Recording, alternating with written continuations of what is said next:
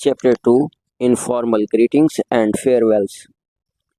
गैर रस्मी सलाम दुआ और अलविदाई कलिमात। फेयरवेल्स का मतलब होता है अलविदाई कलिमात। जैन और हेलन के दरमियान ये गुफ्तगू है, दोनों लड़कियां हैं। Jane, hi Helen, how is it going, कैसी हो। हाउ इज़ इट गोइंग का मतलब होता है कैसी हो। Helen, fine. हेलन कहती है मैं ठीक हूँ। थैंक्स, शुक्रिया। एंड यू, और तुम। जैन, जस्ट फाइन, बिल्कुल ठीक। Where are you off to, तुम कहाँ जा रही हो। Where are you off to का मतलब होता है तुम कहाँ जा रही हो। Helen, to the library, library की तरफ। आई गोट हिस्ट्री एग्जाम में next week and need to start studying. Oh, मुझे अगले हफ्ते तारीख का इम्तिहान देना है और मुझे मुताला करने की ज़रूरत है। ओ यू जी एच का मतलब होता है ओ। जैन, ओ नो, वेल, अच्छा। I'll see you later then, फिर मैं बाद में मिलूंगी तुमसे। गुड लक, अच्छी किस्मत हो। Helen, thanks, see you later, बाद में मिलते हैं। लैंग्वेज नोट्स, लैंग्वेज नोट्स में हम इन बातों को समझते हैं। Hi is an informal way of saying hello.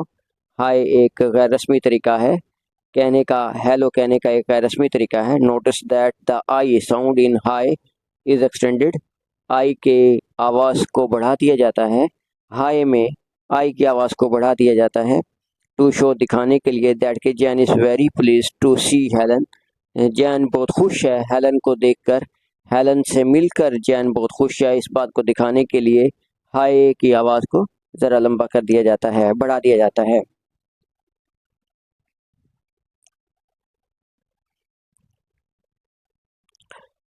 Number 2, how is it going is an informal way of saying how are you. How is it going एक गैर रस्मी तरीका है कहने का कि तुम कैसे हो।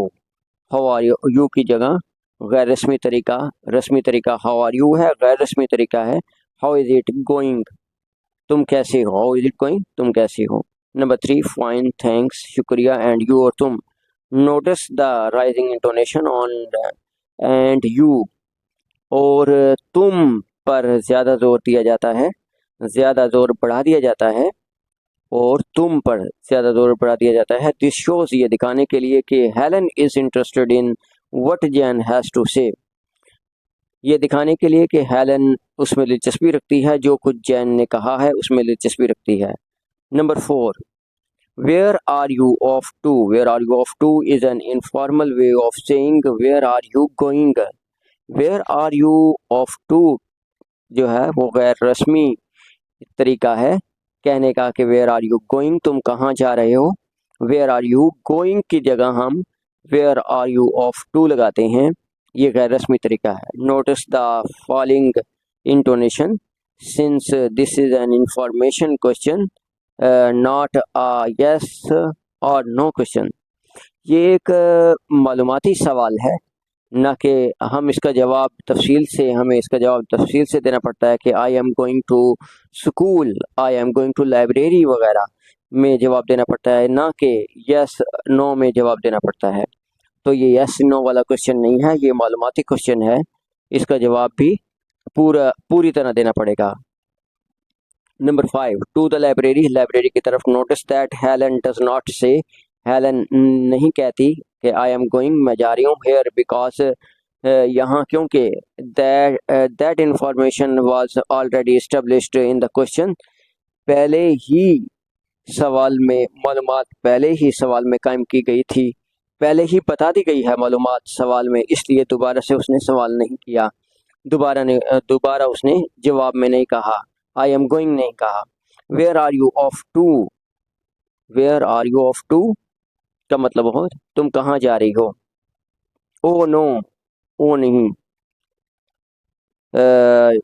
आई am shows that the I sympathize with you, कि मैं तुम्हारे साथ हमदर्दी रखती हूँ। और I understand you are not happy, और मैं समझती हूँ कि तुम खुश नहीं हो। नंबर 7, सी यू लेटर, बाद में मिलते हैं, is an informal way of saying goodbye, ये खुदा हाफिज़ कहने का एक इनफॉर्मल गैर रस्मी तरीका है see you later. See you later भी कह सकते हैं, गुड बाय भी कह सकते हैं। सी यू लेटर गैर रस्मी तरीका है, गुड बाय रस्मी तरीका है। Chapter number 3 formal introduction. Margaret Mr Wilson, I'd like you to meet doctor Edward Smith. Margaret एक लड़की है, वो मिस्टर विल्सन से कहती है कि मैं पसंद करूंगी डॉक्टर एडवर्ड स्मिथ से मिलना। मैं डॉक्टर एडवर्ड स्मिथ से मिलना मैं पसंद करूंगी। Mr Wilson, it's nice to meet you. बड़ा अच्छा लगा, आपसे मिलकर अच्छा लगा। Doctor Smith, doctor Smith, pleasure to meet you too. मुझे भी आपसे मिलकर बहुत खुशी हुई, मुझे भी आपसे मिलकर बहुत खुशी हुई। मार्गरेट कहती है कि doctor Smith is an economist. Doctor Smith जो है वो माहिर इक़्तिसादियात हैं, ही जस्ट फिनिश्ड राइटिंग, उन्होंने अभी अभी लिखना ख़त्म किया है एक बुक, एक किताब को, ऑन इंटरनेशनल ट्रेड, बैनुल अक़वामी तिजारत पर एक किताब को लिखना ख़त्म किया है।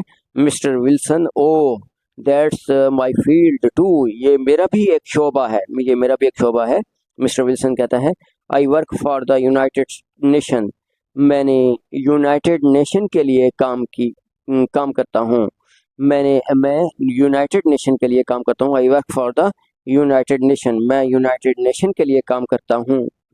डॉक्टर स्मिथ कहते हैं कि इन द डेवलपमेंट प्रोग्राम, तरक्याती प्रोग्राम में बाय एनी चांस, किसी भी मौका से। मिस्टर विल्सन, यस हाँ, हाउ डिड यू गेस, आपने ये कैसे अंदाज़ा लगाया। डॉक्टर स्मिथ कहता है कि आई रेड योर आर्टिकल्स, मैं आपके आर्टिकल्स, आपके मज़ामीन पढ़ चुका हूँ। ऑन टेक्निकल असिस्टेंस, तकनीकी मदद पर आपके आर्टिकल मैं पढ़ चुका हूँ। दे आर एक्सीलेंट, वो शानदार हैं। दे आर एक्सीलेंट, वो शानदार हैं। लैंग्वेज नोट्स में हम इन बातों को समझते हैं। Mister Wilson, I'd like you notice the rising intonation on mister Wilson. Mister Wilson पर ज़्यादा जोर दिया जाता है बोलने में, मिस्टर विल्सन पर ज़्यादा जोर दिया गया है। Which is used to address someone, जो किसी से खिताब किया जाता है तो तब उस पर जोर दिया जाता है। लिसन, सुनो, गौर से सुनो। फॉर द डी के लिए in I'd like, this means I would like.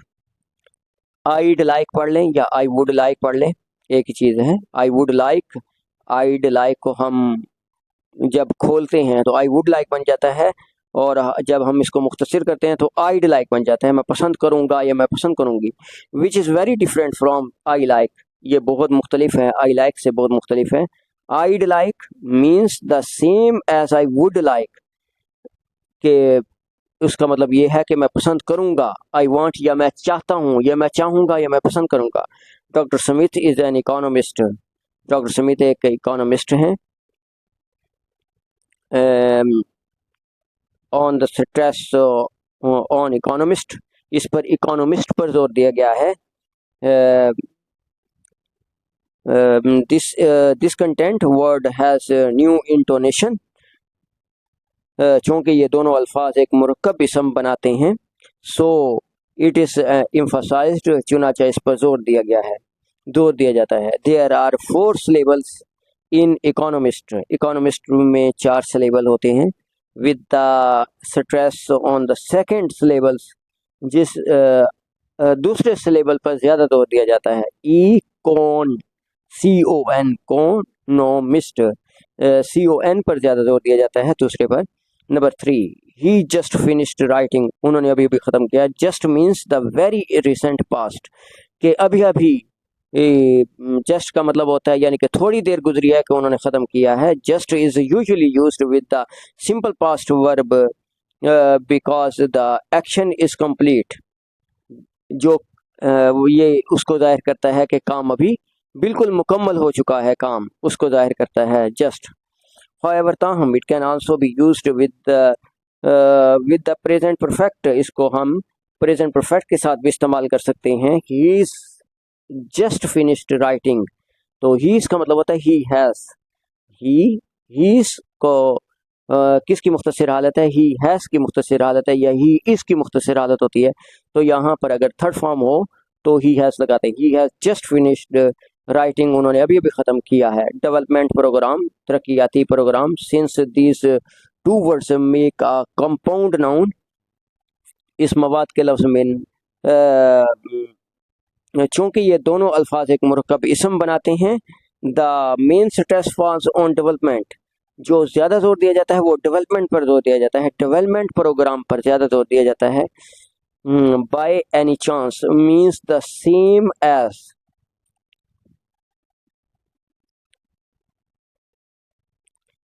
Possibly, मुमकिना। बाय एनी चांस का मतलब होता है मुमकिना तौर पर। Notice the rising intonation which is used in yes और no question to confirm that something is true,